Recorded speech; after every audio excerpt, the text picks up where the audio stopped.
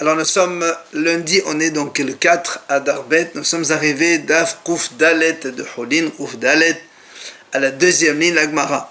Juste on reprend l'idée de la Mishnah. Dans la Mishnah on a vu Kol HaBasar Asur Lebashel Behalav Hous Mebesar Darim Harabim. La Mishnah a dit donc toute la viande, c'est assourd de faire cuire avec le lait, sauf la viande de poisson et des sauterelles. C'est ça où la Gemara dit Gemara ha'of asur medeoraita. Donc si la Mishnah a dit toute la viande c'est assourd de cuire avec le lait, c'est-à-dire que ce soit la viande des animaux ou des volailles, c'est pour eux c'est la même chose. Donc comme dans la viande c'est marqué dans la Torah le tevashel gideba halevemo, ça sous-entend que la volaille aussi c'est assourd menatora, puisque la Mishnah n'a pas fait de différence. Alors la Gemara dit Keman, comme qui cela va cette idée que la volaille avec du lait, c'est Minatora. Dès là, que Rabbi Akiva, ça ne marche pas comme Rabbi Akiva. Pourquoi? Parce que Rabbi Akiva, Ha'amar, Hayaba'of, eno Minatora. Rabbi Akiva lui dit non. La bête sauvage et la volaille, ce n'est pas interdit Minatora. Dans la Torah, c'est marqué le Tevachet Gedi. Gedi, c'est le chevreau, c'est que les animaux domestiques. Mais les Hachamim ont rajouté la bête sauvage et la volaille. Donc notre Mishnah qui nous on déduit que la volaille c'est assour menatora de la faire cuire avec du lait, ça ne marche pas comme Rabbi Akiva. Alors là on a dit dans ces cas-là, Ema Sefa. Regardons la Sefa juste après, qu'est-ce qu'on a dit dans la Mishnah. Hanodel men habasar. Celui qui fait un vœu de ne pas manger de la viande. On a dit Mutar bifsar darib hayravim. Il est permis de manger la viande de poisson et de sauterelle, enfin la chair de poisson. Et donc, puisqu'on a dit que dans les vœux, on va selon le langage des hommes, celui qui fait un vœu de ne pas manger de la viande, donc la viande de poisson et la viande de sauterelle, c'est pas considéré comme de la viande. Ha'of, mais si c'est de la volaille, alors dans ces cas-là, c'est assourd. Si la Mishnah a dit il n'y a que la viande de poisson et des sauterelles, c'est permis, donc la viande de volaille, celui qui fait un vœu de ne pas manger de la viande, il est aussi interdit de manger de la volaille. Alors la Gemara a dit, dans ces cas-là, attends, le Rabbi Akiva, dans ces cas-là, ça marche comme Rabbi Akiva. Pourquoi ça marche comme Rabbi Akiva? Parce que Rabbi Akiva, il a dit comme ça, de Ama, kul miledi memlecha ale shaliach, bal minehu. Rabbi Akiva, il dit comme ça, toute chose. Si moi j'envoie un shaliach pour faire une chose, acheter une chose, et que lui il vient me demander des précisions sur une chose, ça veut dire s'il me demande des précisions sur une chose, c'est que la chose elle est identique à celle que j'ai demandé. Il donne un exemple comme ça, on comprend tout de suite. Détania, la Braïta a dit comme ça, Hanodel min hayara mutad bedeloin. Celui qui fait un vœu de ne pas manger des légumes, la Braïta a dit des légumes, ça veut dire donc des choses qui se mangent crues, des carottes, des fenouils, tout ça. Alors lui, il peut manger les déloïnes, les courges, parce que la courge, ça se mange pas cru, donc ça fait pas partie de son vœu. Mais la Berkiva, avec elle dit non, c'est assourd de manger la courge aussi. Alors Abdul le Berkiva. Alors, Haramim on dit à Rabbi Akiva, pourquoi tu dis que c'est assourd? Va alors, Omer Adam nishlocho kahlan yerek, vehu Omer lo masat le diloin. Dit que, imaginons un homme, il envoie son chaliah, il dit va m'acheter au marché des légumes. Et lui, il vient et lui dit, tu sais, je n'ai trouvé que de la courge. Donc tu vois bien que, quand il dit j'ai trouvé que de la courge, ça veut dire, je n'ai pas trouvé ce que tu veux. Donc la courge, ça n'a rien à voir, ce n'est pas des légumes. Donc si quelqu'un fait un vœu de ne pas manger des légumes, il peut manger les courges. Pourquoi toi tu dis que c'est assourd? Amal lahen, voilà ce que leur répond Rabbi Akiva. Ken hadaba. Il dit au contraire, c'est justement une preuve pour moi ça. Pourquoi? Klum omer lo masat el akitnit. Ella shedeloim bichlal yerech, ve'en kitnit bichlal yerech. Rabbi Akiva, il leur dit, d'après vous, quand moi j'envoie quelqu'un acheter des légumes, est-ce qu'il va venir me dire, non, j'ai trouvé que des féculents, j'ai trouvé que du riz ou des pois chiches? Il ne me dit pas ça. Pourquoi il ne me dit pas ça? Parce que justement, ça, c'est pas des légumes. Et là, c'est de l'oeil. Mais s'il me dit, je n'ai pas trouvé des courges, ça veut dire qu'il comprend très bien que la courge aussi, c'est un légume. Mais je n'ai trouvé que ça, je n'ai pas trouvé ce que tu m'as demandé. Et donc, les Deloraim, ça fait partie des légumes, les courges, mais pas les féculents. Donc, selon Rabbi Akiva, quand on a dit, la Torah a dit, celui qui fait un vœu de ne pas manger la viande, il a le droit de manger la chair de poisson et des sauterelles. Alors, ça veut dire que les volailles, c'est assourd. Alors, comment la Gemara dit, alors comment dans la Risha on a vu que quand la Mishnah a dit la viande c'est assourd de manger avec du lait, alors on a dit mais alors que seule la viande de poisson et des sauterelles c'est permis, donc on a déduit que la volaille c'est assourd min Torah et donc ça marche pas comme Rabbi Akiva. Et la Sefa dans laquelle on a dit celui qui fait un vœu de ne pas manger la viande, il peut manger la viande des poissons et des sauterelles. Et donc la volaille c'est assourd. Et ça marche comme Rabbi Akiva. Amar Rav Yosef, il vient Rav Yosef, il répond. Il dit, en fait, la Mishnah, Rabbi, l'auteur de la Mishnah, c'est Rabbi. Et, et donc Rabbi, il a décidé de prendre une idée comme un Tana et l'autre idée comme un autre Tana. C'est-à-dire, Ben Darim, Sabala, Kelaber Keba. Dans les vœux, il pense comme Rabbi Akiva, comme on a dit, donc celui qui fait un vœu de ne pas manger la viande, il a le droit de manger la viande, la chair de poisson et des sauterelles, mais pas du poulet, parce que c'est la même espèce. Et dans les Sabi Hanaf, ça va, la banane, il pense comme les Hachamim. Ça, c'est Rav Yosef. Rav Ashi Amar, Rav Ashi dit, moi je peux te dire, Rabbi Akiva, dans toute la Mishnah, l'auteur c'est Rabbi Akiva. Voilà comment on peut comprendre. Eh bien, les deux, dans les idées de la Mishnah. La Recha, on a dit qu'on a bassad, assour, le vacher de halav. Donc, toute viande, c'est assour de cuire avec du lait. Et il faut rajouter entre parenthèses, mehen divrei Torah, ou mehen divrei sofrim. Certains sont interdits de la Torah, comme la viande donc des animaux domestiques. Mais d'autres sont interdits des hachamim seulement, comme la viande des volailles. Hous, en dehors de sauf la chair de poisson et des sauterelles, que cela, ce n'est pas interdit ni de la Torah ni des Haramim. Et donc toute la Mishnah, auteur c'est Rabbi Akiva. Après on a dit dans la Mishnah, Asur les Ha'alot, Aïma Gevina la Shulhan, Huz Mebesad Darim Haramim. On a dit on n'a pas le droit de servir sur une même table un plat de viande et un plat de fromage à côté, sauf si c'est donc du poisson et des sauterelles, on peut mettre du lait donc à côté. Amar Rav Yosef, il a dit Rav Yosef, Shema Minna, si tu me dis qu'on n'a pas le droit de mettre un plat de viande ou de poulet à côté, dans la même table, sur la même table, à côté d'un plat de lait, Shema Minna, Besar'o Behalav de Oraita. Ça veut dire que on déduit de là que la viande donc de volaille avec du lait, c'est interdit de la Torah. Pourquoi? Parce que c'est des Rabbanan. Parce que si tu me dis que l'interdiction de manger le poulet avec du lait, c'est que des Haramim, alors la Gemara dit comment? Achila gufa gzera, ve'anan exal harla'at ou achila. Si tu me dis déjà l'interdiction de manger, c'est des Haramim, tu vas encore mettre une autre gzera. Non seulement c'est assourd de manger, mais c'est assourd de mettre un à côté de l'autre. On ne fait pas de xéro de haramim. C'est la preuve que l'interdiction de la volaille et du lait, c'est minatora. Puis c'est comme ça que, comme c'est assourd de manger minatora, haramim on fait xéra, donc une barrière, même pas tu les mets sur la même table. Alors vient la Gemara dit, et d'où tu sais que on n'a pas le droit de faire une xéra sur notre xéra, que tu me dises ta déduction, sinon si c'est de haramim on ne peut pas faire deux xérot. Alors le Gemara ramène ici, ditnan, voilà il y a une Mishnah, c'est marqué dans la Mishnah, halat hutsa la'aretz.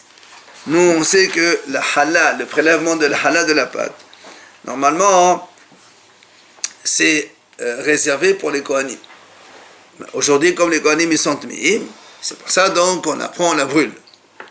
Donc on prend, c'est un petit peu schématique, on prend un petit morceau de la pâte et on brûle. Et la Mishnah dit halat hutz ala haaretz. Donc une hala qu'on prélève de hutz en dehors d'Israël. La Mishnah dit ne'echelet im hazar al hashulchan venetenet lechol kohen shirtze. C'est-à-dire, on a le droit de la donner à manger im hazar. C'est-à-dire, si maintenant on a une hala, un pain hala, un kohen il mange sur une table, et à côté de lui il y a un juif non kohen qui mange, ils ont le droit de manger un à côté de l'autre. Et ça c'est halat hutz haaretz. Et en plus, venetenet, on peut la donner à n'importe quel kohen. C'est-à-dire, même si un kohen ignorant, qui ne va pas faire attention de ne pas rendre impure cette hala, parce que normalement, quand la hala est kadosh, il ne faut pas la rendre impure, mais il te dit non. Ici, comme c'est de hutz haaretz, et la hala de hutz haaretz, c'est que de la banane, puisque dans la Torah, c'est marqué Kitavol, Es, Moshvotichem, un truc comme ça, la hala, donc la mitzvah minat Torah de prélever la hala, c'est que dans la terre d'Israël. Et là, on est hutz haaretz, c'est que des rabbanan. C'est pour ça que on peut la donner à n'importe quel kohen, même s'il a rentamé, c'est pas grave. On va pas faire xéra sur donc quelque chose comme ça. Voilà donc la preuve. Comme c'est assaut de rabbanan, hala de hutz haaretz, c'est de rabbanan. Donc on ne fait pas de xéra, encore une autre xéra, ne la met pas à côté d'un juif non kohen, ou bien ne la donne pas à kohen haaretz. Donc on ne fait pas de xérot. Donc voilà deux xérot, on ne les fait pas. La Gemara ramène ici cette preuve de la Mishnah. Amar et Abaye, il vient Abaye, il n'est pas d'accord avec cette preuve. Pourquoi? Il lui dit Bishlama Ilashmainan halat hutz ala haaretz ba'aretz de'ika lemerzah mishum halat haaretz de'oraita. Belagazena, et qu'elle me soit mina, et la hausa, c'est monsieur me dit qu'elle me soit où. Abaye lui dit, mais c'est pas du tout la même chose. Pourquoi? Il dit, parce que si tu nous as enseigné qu'une hala de hutz haaretz qu'on a amené en Israël, et là-bas, c'est vrai, tu dois faire attention, parce que si tu fais pas attention à cette hala qui est de hutz haaretz de rabbanan, les gens ils vont se tromper avec la hala d'Israël qui est menat Torah. Là, d'accord, je comprends, comme il dit comme ça. Si tu nous apprends halat hutz haaretz ba'aretz, tu as pris la hala de hutz haaretz, tu l'as amené en Israël. Et là-bas, effectivement, on doit faire attention parce que parce que si tu fais pas attention, les gens ils vont confondre avec la hala d'Israël qui est menat Torah. Et donc, et tu me dis malgré tout, vela gazrinan, et on fait pas de xéra, d'accord, ekal, mishmamina. Là, je comprends qu'on fait pas de xéra sur le xéra. Et la hutz haaretz, mishum de lekal merzano. Il a dit la raison pourquoi on a dit que la hala on a pris en dehors d'Israël, qu'on peut la mettre avec un autre juif ou bien on peut la donner à un kohen ignorant.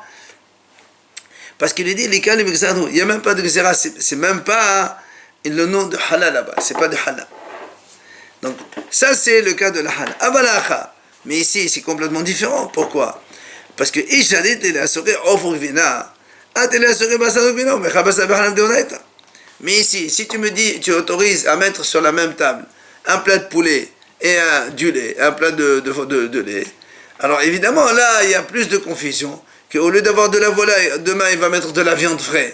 Et là c'est assaut, c'est menat Torah, c'est pour ça que ça c'est pas du tout une preuve. Alors, matrif là Rav Sheshet. Rav Sheshet il objecte quand même, il dit mais sauf, même si tu dis on met un plat de poulet à côté d'un plat de lait sur la table. Et même si tu me dis, on mettrait un plat de viande, qui est menat Torah pour de bon. Il dit, mais quel est ton problème? Sonen besonenhu. Quelle est la crainte? C'est froid, et c'est froid. Et même si ça touche, il n'y a aucune interdiction. La Torah, elle interdit uniquement bichoul, quand ça fait cuire ensemble.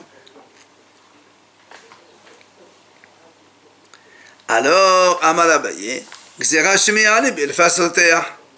Abaye dit non, mais justement, on craint peut-être que si tu lui permets aujourd'hui de le mettre froid, demain, il va le mettre avec dans un plat qui est très chaud et il va mélanger les deux. Alors, il m'a dit, mais sauf Klishini Hu Klishini no Mebashel. Il m'a dit très bien.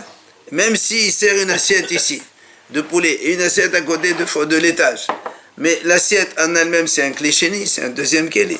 puisqu'on sert de la casserole dans l'assiette, et que les chénis et non mais vachel, et donc même si ça se mélange, il n'y a pas d'interdiction Menatora.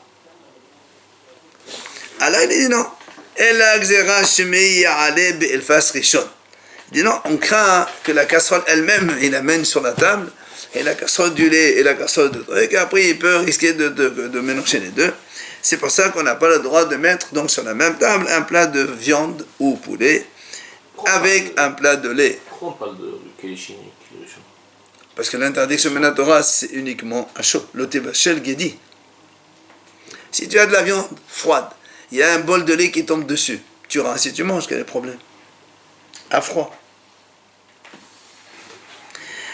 Maintenant, une nouvelle Mishnah. La Mishnah a dit Ha'of, עולה המגבנה על השולחן ואינו נאכל דברי בית שמאי. ובית הלל אומרים לא עולה ולא נאכל. La Mishnah dit comme ça, un plat de poulet, on peut le servir à côté d'un plat de laitage sur une table. Mais, on n'a pas le droit de manger l'un avec l'autre. Ça, ce sont les paroles de Beth Shammai. Alors que Beth Hillel, eux, ils sont plus mahmir, ils disent non, même un plat de poulet, ni on a le droit de le mettre à côté d'un plat de lait, et à fortiori, on n'a pas le droit de le manger. Donc, on voit ici que Beth Hillel, ils sont mahmir. C'est ce que dit Amar Rabbi Yossé. Zo meko le Beth Shammai mahode Beth Hillel. C'est ça, c'est une des halachot où on a Beth Hillel qui sont mahmir et Beth Shammai ils sont mechil. Et on sait que ceux-là, ils sont déjà cités dans Masechet Eiduyot. Il y a un chapitre là-bas, il dit voici les différentes mahloket dans lesquelles Beth Shammai ils sont mechil et Beth Hillel sont mahmir. C'est ce que dit Rabbi Yossé. Ça en fait partie. Je crois que c'est 7 ou 11, je ne me rappelle plus, c'est marqué quelque part. C'est marqué. On verra, c'est marqué quelque part. Alors, donc, la Gemara dit, toujours la Mishnah, pardon, donc la Mishnah. Alors, la Mishnah continue, elle dit, Be'ez shulchan amru, Be'shulchan she'ochel ala. La Mishnah a dit comme ça, quand on a dit on n'a pas le droit de mettre un plat de poulet à côté d'un plat de fromage, c'est sur la table sur laquelle on mange. Par contre, aval, bishulchan shesoder alav et tafshil, noten ze besad ze no hoshesh. Mais si on mettrait ça sur la table sur laquelle on pose les repas, et pour nous aujourd'hui c'est les plans de travail donc dans la cuisine, si la femme elle fait un plat de lait, un plat de viande d'un côté de l'autre, elle est posée un côté de l'autre dans le truc, dans le travail, il n'y a aucune crainte, il n'y a pas d'interdiction là-dessus. C'est seulement sur la table qu'on va manger, qu'on n'a pas le droit de dresser un plat de poulet, un plat de viande et un plat de lait ensemble. Alors vient la Gemara dit Rabbi Yossé Haino Tanakama. La Gemara dit on ne comprend pas ce que Rabbi Yossé rajoute. C'est exactement ce que a dit Tanakama. Tanakama, dans la Mishnah, qu'est-ce qu'il y a marqué? Beth Shammai, ils disent on a le droit de mettre le poulet, mais on n'a pas avec le lait sur la même table, mais on ne mange pas. Et Beth Hillel, ils disent non, on fait monter, ni on mange. Ça, c'est Tanakama. Qu'est-ce qu'il dit Rabbi Yossé? Ça, c'est les. Je vois très bien que ces Beth Shammai, ils sont en Mechil et Beth Hillel Mahmir. Qu'est-ce que tu répètes la même chose? Et si tu me dis non, que en fait la mahloket entre Beth Shammai et Beth Hillel, c'est uniquement au niveau du manger, c'est-à-dire et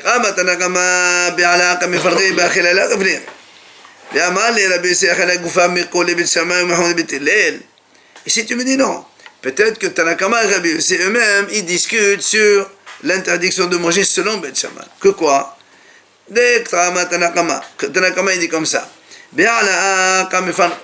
c'est-à-dire mettre, servir sur la table. Ça c'est mahloket Beth Shammai et Beth Hillel, que Beth Shammai disent on a le droit, Beth Hillel disent non. Ba'achila, l'appeler, mais pour manger, aussi bien Beth Shammai que Beth Hillel sont d'accord qu'on n'a pas le droit de manger du poulet avec du laitage. Ça c'est Tanakama. Il vient vers Amal et Rabbi Yossé. Il vient Rabbi Yossé dit non, achila goufa, mais quand Beth Shammai ou Mahmoud Beth Hillel. Même le fait de manger le poulet avec du lait, c'est aussi mahloket Beth Shammai et Beth Hillel, que Beth Shammai sont mechil, pardon, et Beth Hillel sont mahmir, comme quoi Beth Shammai autoriserait de manger le poulet avec du lait, est-ce que Bétélé les interdisent? Alors, si tu me réponds comme ça, et donc tu vois bien, il y a une différence entre Tanakama et Rabbi Yossé, ce n'est pas possible. Pourquoi? Parce que l'Agmara dit Behatania, il y a une braïta qui dit Behatnan, pardon, c'est une Mishnah. Rabbi Yossé Omer, Rabbi Yossé dit comme ça.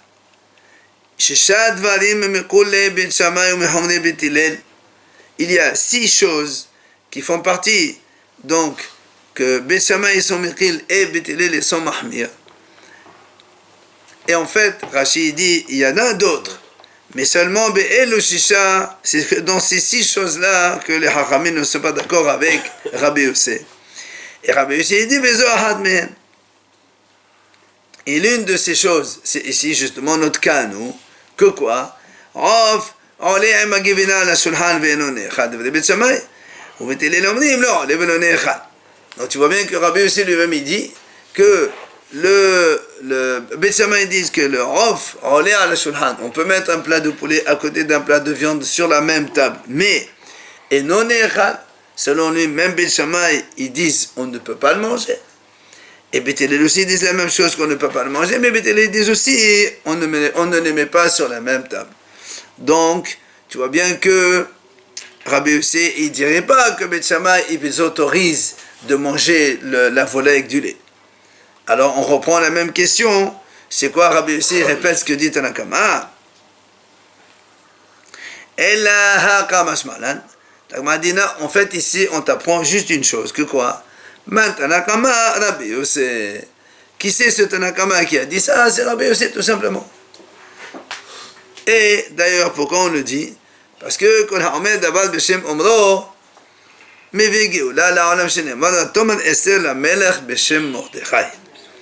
bien, comme donc on t'apprend le cas, celui qui dit une chose au nom de celui qui l'a dite, il amène la délivrance dans le monde. C'est ce qu'on a vu dans la Megillat Esther, donc on y est en plein, que quand Mordechai, il a donc surpris les 2 serviteurs, Birtan et Teresh, qui voulaient comploter pour tuer le roi Hachvérosh.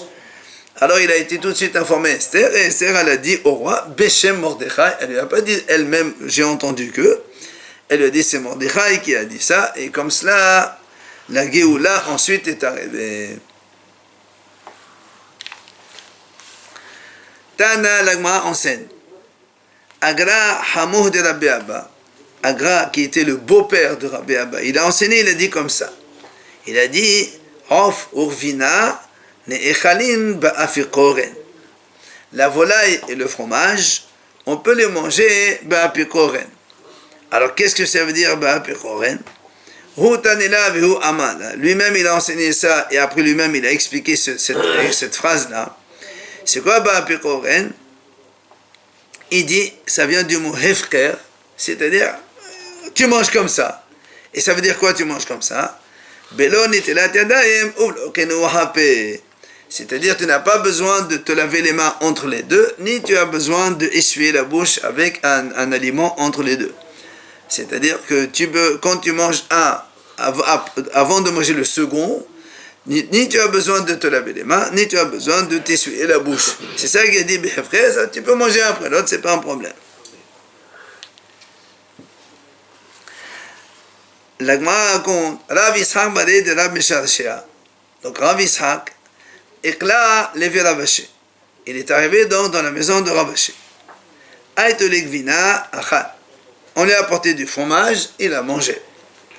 Après, Aïtole bisra achal veloma shahade. Et on lui a apporté après un plat de viande. Il a mangé, il ne s'est pas lavé les mains.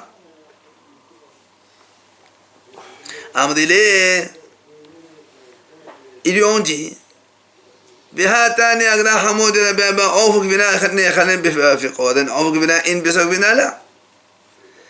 ont dit, mais comment tu ne te laves pas les mains avant de manger la viande? Ce qu'il a dit à Gra, le beau-père de Rabbi Abba, lui il a dit la volaille et le fromage. Quand on mange la volaille et le fromage, là on peut manger un après l'autre, c'est-à-dire d'abord tu manges le fromage, après tu manges la volaille. Tu peux manger la volaille sans te laver les mains, sans t'essuyer la bouche. Mais il n'a pas parlé de viande, non, t'as servi de la viande, c'est pas du poulet qu'on t'a servi. Amaleho, il aura répondu, c'est vrai ce que vous dites. Hanimele belilia, aval bimama, hahazina. Il aura dit ce qu'il a dit, lui, qu'il faut se laver les mains. Il ne faut pas se laver les mains donc parce que c'est du poulet, mais c'est sous-entendu que si c'est de la viande, il faut se laver les mains. Il aura dit ça, c'est contre la nuit, on ne voit pas très bien. Et qu'on a les mains un petit peu avec du fromage. Là, on doit aller se laver les mains bien pour après ensuite manger la viande. Mais moi, ça c'est le jour. Je vois très bien que mes mains sont propres. Alors je n'ai pas besoin, même si j'ai mangé la viande, je n'ai pas besoin de me laver les mains après. C'est-à-dire, Hazina, je vois.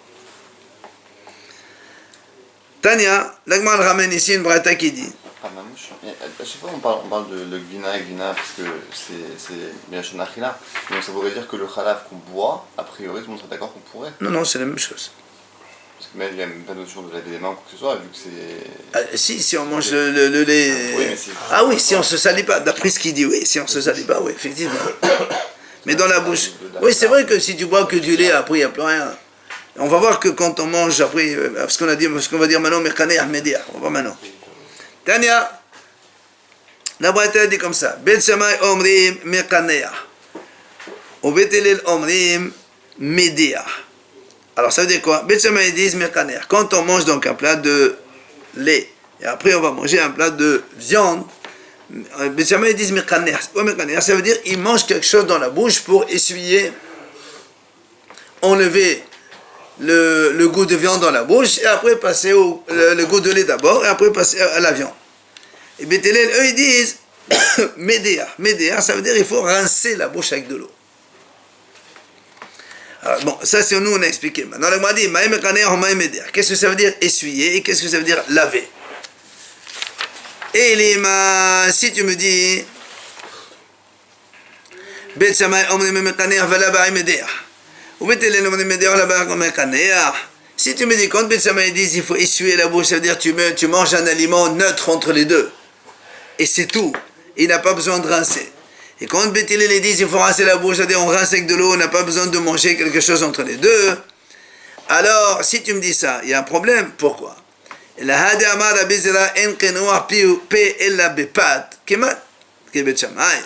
Dans ces cas-là, est-ce qu'il a dit Rabbi Zera, on ne peut essuyer la bouche qu'avec du pain?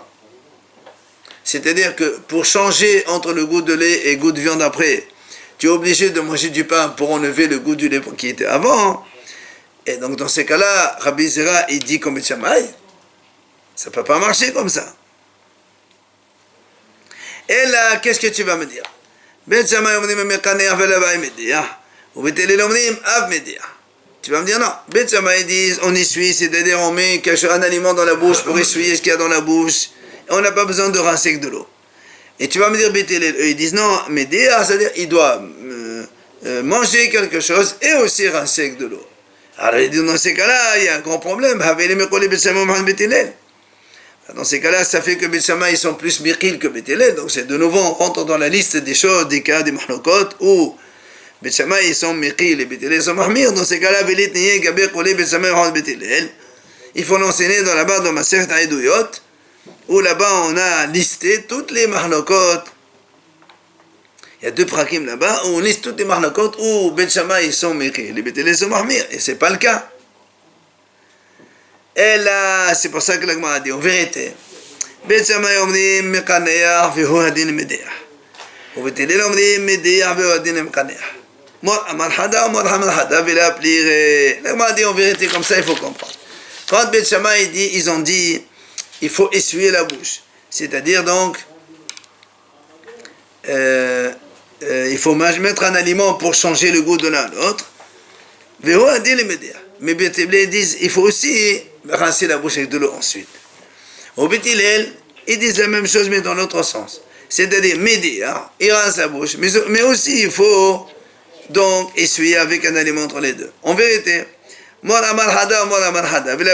chacun il a mentionné un fait, mais les deux sont nécessaires. Bet Shammai ils ont dit on essuie, mais ça veut dire qu'eux aussi ils doivent. Il n'y a pas marqué l'ordre. Et Bet Shammai ils ont dit il faut essuyer la bouche, mais eux ils pensent qu'il faut aussi rincer la bouche. Bet Hillel ils ont dit il faut rincer la bouche, mais eux aussi ils pensent qu'il faut donc essuyer. Donc dans tous les cas, tous les deux sont d'accord. En fait, il n'y a pas de marloc ici. Bet Shammai comme Bet Hillel ils sont d'accord de laver et donc essuyer la bouche avec un élément et avec de l'eau pour passer donc de fromage, plat de fromage vers le plat de viande.